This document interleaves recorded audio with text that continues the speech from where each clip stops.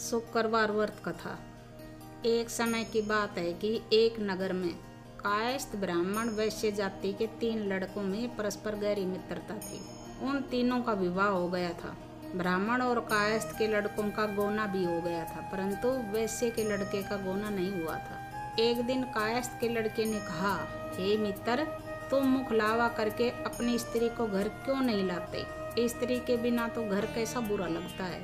यह बात वैश्य के लड़के को जच गई।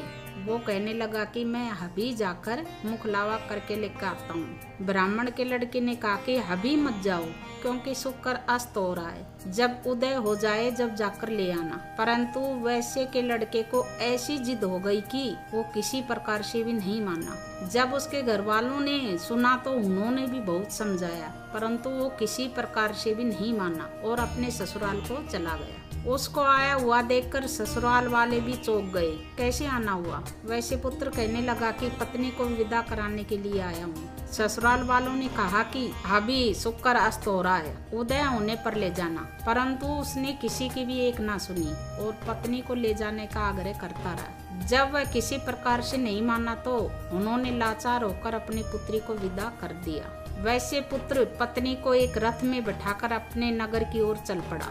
थोड़ी दूर जाने के बाद मार्ग में उसके रथ का पहिया टूटकर गिर गया और बैल का भी पैर टूट गया। उसकी पत्नी पड़ी और घायल हो गई।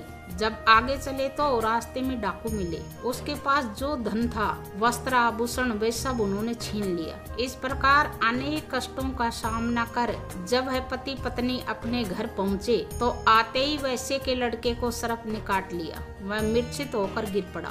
जब उसकी स्त्री अत्यंत विलाप करके रोने लगी, वैश्य ने अपने पुत्र को वैद्यों को दिखलाया। वैद्य कहने लगे कि यह तो 3 दिन में मृत्यु को प्राप्त हो जाएगा।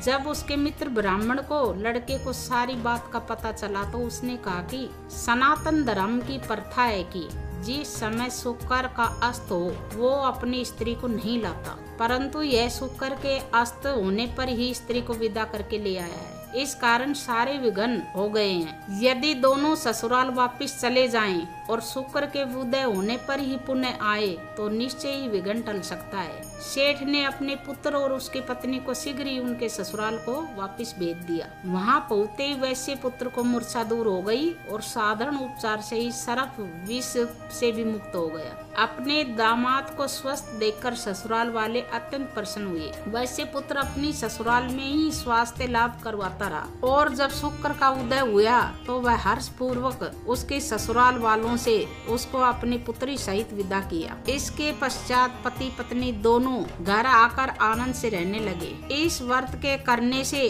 अनेक विघ्न दूर हो जाते हैं। जय बोलो शुक्र महाराज की।